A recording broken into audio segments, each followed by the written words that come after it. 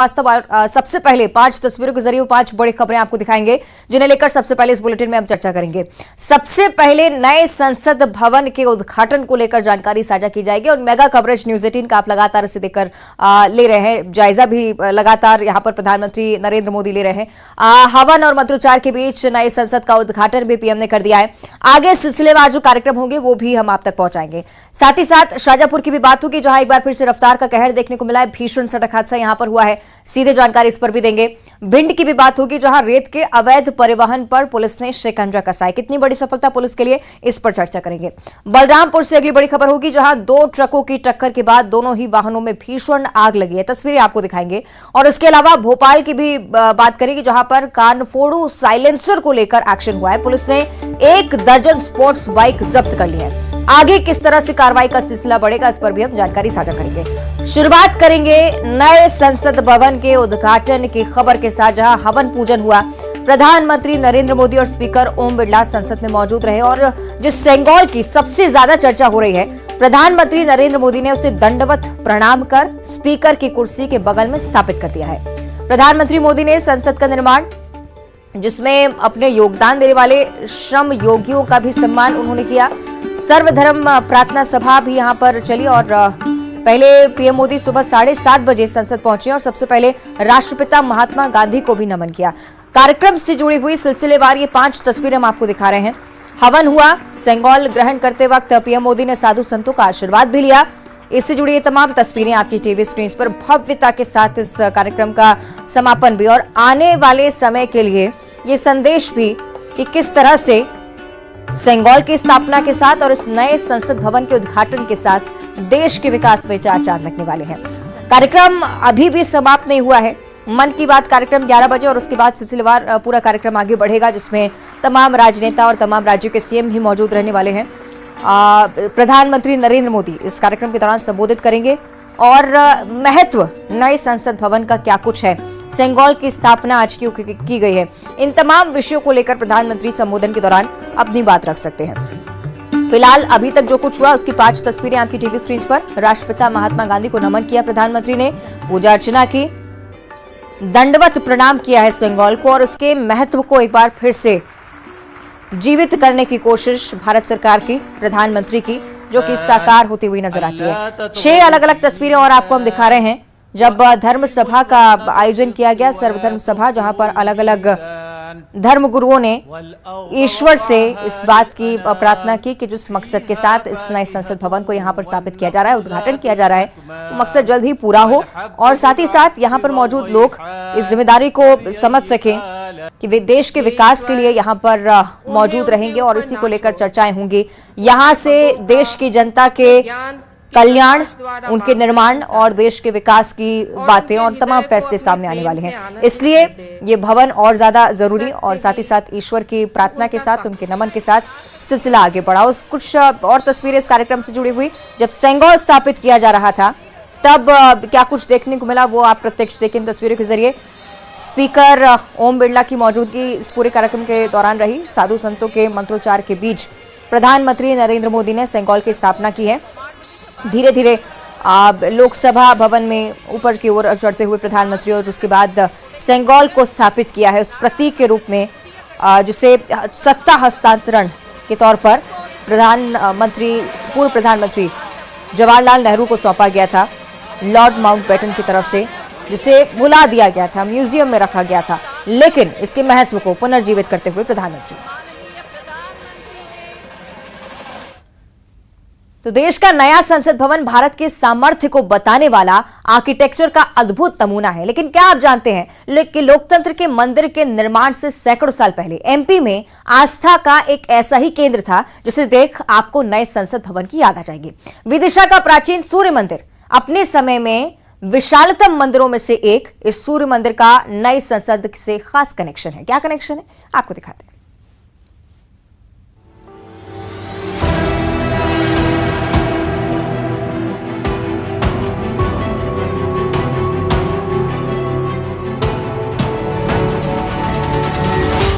जरा गौर से देखिए ये आर्किटेक्चर, ये आकार जाना पहचाना सा लग रहा है ना।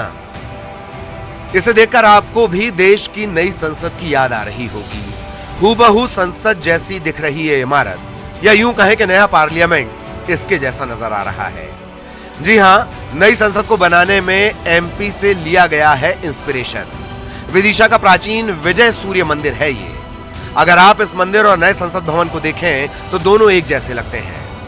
ऐसा लग रहा है कि लोकतंत्र के मंदिर को बनाने वालों ने सदियों पुराने सूर्य मंदिर से ही प्रेरणा ली हो। खुद के बनाए पार्लियामेंट पर आज जिस तरह देश प्राउड फील कर रहा है, ये मंदिर भी सैकड़ों साल से भारत का गर्व रहा है। तो सबसे पहले आइए इस मंदिर का इतिहास जानते हैं। 1024 में अल-बरूनी ने किया उल्लेख। अपने समय में देश के विशालतम मंदिरों में से एक। आधा मील लंबा चौड़ा था मंदिर। 105 गज थी मंदिर की ऊंचाई। दूर से ही दिखते थे मंदिर के कलश। मंदिर में दिन रात होती थी पूजा आरती। चालुक्य वंशी राजा कृष्ण के प्रधानमंत्री वाचस्पति ने कराया निर्माण। भेल्ली स्वामिन या सूर्य मंदिर का निर्माण। अष्टकोणीय था यह मंदिर। 150 गज की दूरी पर बने थे द्वार। मंदिर के सामने थी विशाल यज्ञशाला। मंदिर में बावड़ी और सरोवर भी था। खुदाई में मिले हैं मानव और सिंहों के मुखों की आकृतियों में तराशे कीर्तिमुख। बावड़ी के स्तंभों पर कृष्ण लीला के दृश्य। आक्रमणकारियों ने ज्यादातर शिलालेख कर दिए नष्ट। स्तंभ पर मिला संस्कृत अभिलेख बताता है कि यह मंदिर चर्चिका देवी का था। इस देवी का दूसरा नाम बताया जाता है विजया। उन्हीं के नाम से विजय मंदिर पड़ा नाम। के विशाल मंदिर रहा है। अल-बरूनी ने 1024 में अपनी डायरी में उल्लेख किया है कि यह जो मंदिर है यह 105 गज ऊंचाई का है। 108 गज दूर इसका गेट है, द्वार है। इससे हमें इसकी विराटता का पता चलता है। इस मंदिर को 650 से 750 ईस्वी में चोल राजा कृष्ण के प्रधानमंत्री वाचस्पति ने बनवाया था विदिशा विजय के उपलक्ष्य में। उसके बाद यह मंदिर कई आक्रमण झेलता रहा, कई बार जीर्णोद्धार होता रहा। परमारों ने इसका जीर्णोद्धार किया। यह दुनिया के विशाल मंदिरों में से, दुनिया के खूबसूरत मंदिरों में से एक मंदिर है। तो देखा आपने कितना अद्भुत है सूर्य मंदिर का इतिहास, और इसी की वजह से यह मंदिर कई बार मुस्लिम आक्रमणकारियों के निशाने पर आया। मंदिर को कई बार नुकसान पहुंचाया गया, लेकिन आस्था हर बार आक्रमण पर भारी पड़ गई। अपनी विशालता और प्रसिद्धि के कारण मुसलमान शासकों को खटकता था ये मंदिर। मंदिर ने कई आक्रमणों को झेला। श्रद्धालुओं ने हर बार मंदिर का पुनर्निर्माण किया। मंदिर पर पहला आक्रमण 1233-34 में इल्तुतमिश ने किया। 1250 में मंदिर का पुनर्निर्माण हुआ। 1290 में मलिक काफूर ने आक्रमण किया। 1459-60 के आसपास महमूद खिलजी ने हमला किया। 1532 में गुजरात के शासक बहादुर शाह ने मंदिर पर आक्रमण किया। 1682 में औरंगजेब ने मंदिर को तोपों से उड़वा दिया। मंदिर के शिखरों को तोड़ डाला गया। मंदिर के अष्टकोणीय भाग को चुनवाकर चतुष्कोणीय बना दिया गया। मंदिर के पार्श्व भाग में तोप के गोलों के निशान। औरंगजेब की मौत के बाद फिर से शुरू हुई पूजा। बाकी विजय मंदिर जो दक्षिणापथ था, जो उत्तर भारत और दक्षिण भारत को जोड़ने वाला राष्ट्रीय राजमार्ग था पुरातन काल में, उसके केंद्र बिंदु पर स्थित था और काफ़ी बड़ा और समृद्धशाली मंदिर था। और विदिशा के लिए तो गौरव है विजय मंदिर। हर आक्रमण के बाद मंदिर का जीर्णोद्धार कराया गया। आक्रमणकारियों ने मंदिर के अवशेषों पर मस्जिद का निर्माण करवाया था। 1934 की खुदाई में मंदिर के अवशेष मिलने पर देश को इस धरोहर की जानकारी मिली। गहरी खुदाई पर मंदिर की भव्य इमारत सामने आई। आर्कियोलॉजिकल डिपार्टमेंट ने इस जगह को अपने कब्जे में ले लिया है। मंदिर के पट फिलहाल बंद हैं। मामला हाईकोर्ट में विचाराधीन है। श्रद्धालुओं को मंदिर के पट खुलने का इंतजार है। देश की संसद के निर्माण में इस मंदिर से प्रेरणा लिया जाना विदिशा के लिए गर्व की बात बन गई है। हमारे लिए बहुत खुशी की बात है, गौरव की बात है कि हमारे विजय मंडल के नक्शे को भारतीय संसद के नए भवन के रूप में स्वीकार किया गया है। और साथ ही हम उम्मीद करते हैं कि हमारे भी दिन फिरेंगे और विजय मंदिर का फिर से पुनरुद्धार होगा, पुनर्निर्माण होगा। पुराने संसद भवन की प्रेरणा भी एमपी के ही 64 योगिनी मंदिर से ली गई थी और अब नए पार्लियामेंट के निर्माण में विदिशा के सूर्य मंदिर से प्रेरणा लिया जाना एमपी के लिए वाकई गर्व और स्वाभिमान की बात है। Bureau report, news 18।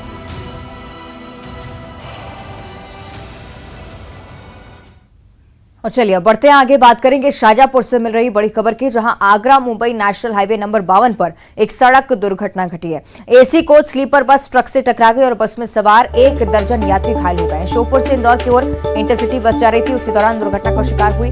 घायल जिला अस्पताल में फिलहाल भर्ती हैं। शाजापुर बाईपास की पूरी घटना है। शाजापुर की बड़ी जानकारी आपके साथ साझा कर रहे हैं, जिसमें एसी कोच स्लीपर बस हादसे का शिकार हुई। करीबन 44 यात्री इसमें सवार थे, लेकिन ये जानकारी कि 12 लोग घायल हैं, अस्पताल में फिलहाल भर्ती हैं। तस्वीरें आपकी टीवी स्क्रीन पर। क्षतिग्रस्त बस की बताया जा रहा है कि लापरवाही वश ड्राइव की जा रही थी इस बस, उसके बाद दुर्घटनाग्रस्त हुई। फिलहाल इलाज जारी है घायलों का और इंतजार ये भी कि इस दुर्घटना की जांच हो, लापरवाही का खुलासा।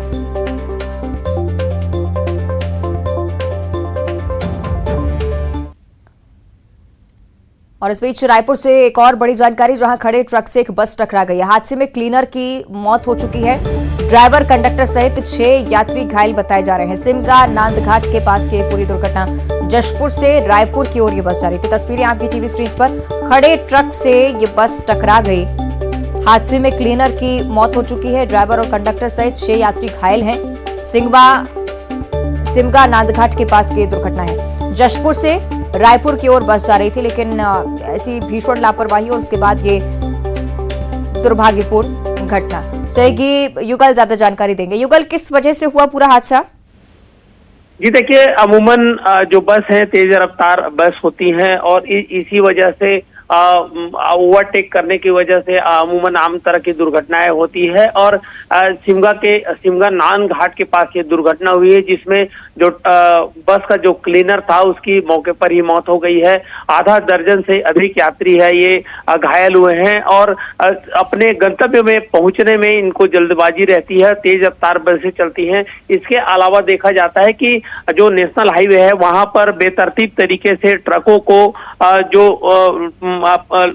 खड़े कर देते हैं, इसकी वजह से दुर्घटना भी होती रहती है। और ये जो ट्रेलर है, ट्रक है, उसमें अचानक से जाकर जो बस है टकराई, जिसकी वजह से एक जो क्लीनर है उसकी मौत हुई है। फिलहाल पूरे मामले की जांच है, पुलिस है कर रही है। जी ठीक है, बहुत शुक्रिया आपका युगल इस जानकारी के लिए। और अब रायगढ़ से अगली बड़ी खबर, जहां खरसिया में भीषण सड़क हादसा हुआ है। 2 लोगों की मौत हो चुकी है, जबकि 2 की हालत गंभीर बताई जा रही है। सड़क किनारे खड़ी ट्रेलर से स्कूटी टकरा गई है। स्कूटी में सवार पति पत्नी और 2 बच्चे थे। इलाज के दौरान दंपत्ति की मौत हो गई। दोनों बच्चों की हालत फिलहाल गंभीर है। खरसिया थाना क्षेत्र का यह पूरा मामला। रायगढ़ में ये दुर्घटना सामने आई है। खरसिया में भीषण सड़क हादसा हुआ है। 2 लोगों की मौत हो चुकी है, जबकि 2 बच्चे हैं जिनकी हालत गंभीर बताई जा रही है। सड़क किनारे खड़े ट्रेलर से स्कूटी टकरा गई। स्कूटी पर दंपत्ति और 2 बच्चे सवार थे। भीषण सड़क दुर्घटना। इलाज के दौरान दंपत्ति की मौत हो चुकी है। दोनों बच्चों की हालत भी गंभीर बताई जा रही है।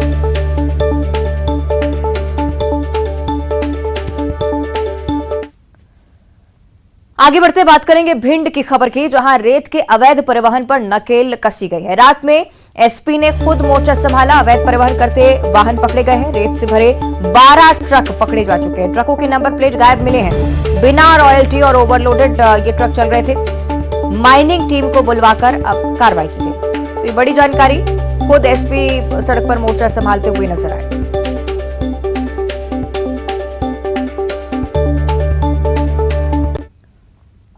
और अब बलरामपुर की खबर पर चर्चा करेंगे, जहां 2 ट्रकों में भीषण आग लगी है। आपको बता दें कि टक्कर के बाद ये आग भड़की और दोनों वाहन जलकर राख हो चुके हैं। ट्रक के परखच्चे उड़ चुके थे और उसके बाद अचानक से इस वाहन ने आग पकड़ ली। चूंकि दोनों ही वाहन एक साथ दुर्घटना का शिकार हुए, तो दोनों ही ट्रक मौके पर जलकर राख हो चुके हैं। NH 343 की घटना। तस्वीरें आपकी टीवी स्क्रीन पर। दलधोवा घाव के पास की घटना है।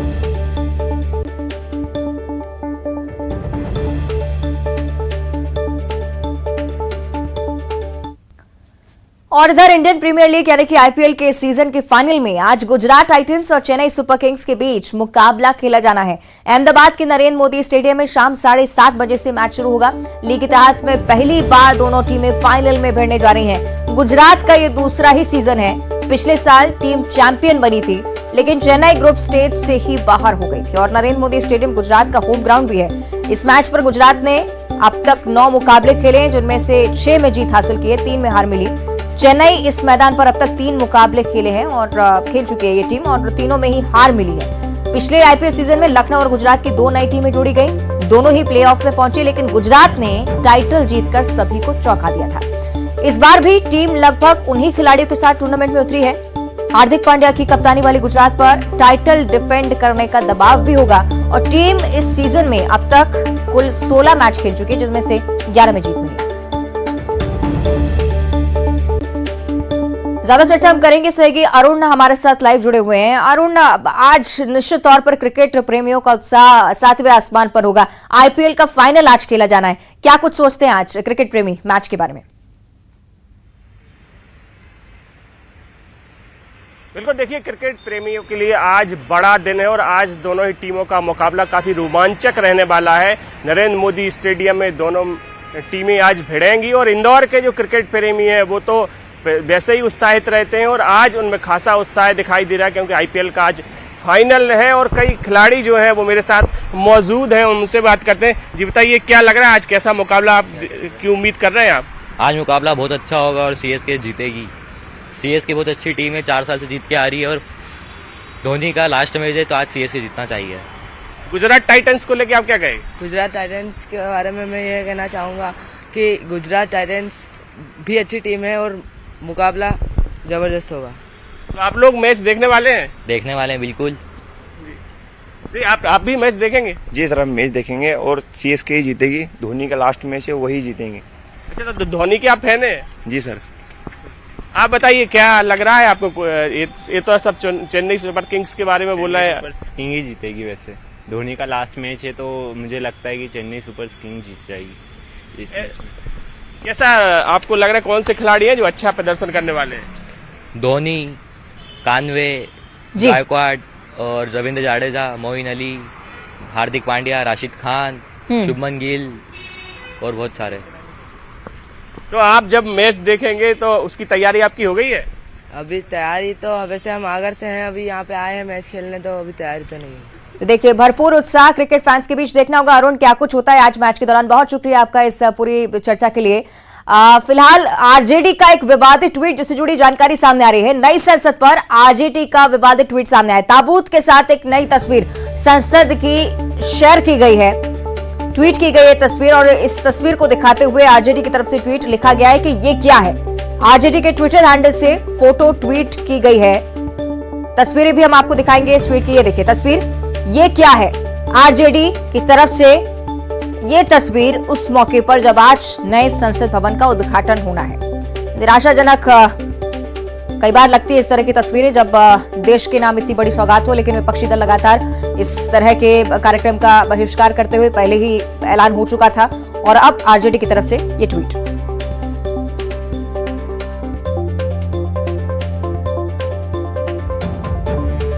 आरजेडी के संसद भवन पर विवादित ट्वीट की तस्वीरें हम आपको दिखा रहे हैं, लेकिन बीजेपी ने इसको लेकर क्या कुछ कहा है ये भी सुनाइए। राष्ट्रीय जनता दल के ट्विटर हैंडल पर नए संसद भवन की तस्वीर के साथ ताबूत की तस्वीर लगाकर यह पूछा जाना कि यह क्या है, यह संसद ही नहीं पूरे भारतीय लोकतंत्र की व्यवस्था का अपमान है। राष्ट्रीय जनता दल ने निश्चित रूप से विश्व के सबसे बड़े लोकतंत्र का अपमान ही नहीं किया है, बल्कि उसने अपने कुत्सित मानसिकता को और अपनी जो कार्यशैली रही है राष्ट्रीय जनता दल की, उसका भी प्रमाण दिया है। और इसी के साथ बुलेटिन में इतना ही। देखते रहिए न्यूज़ 18।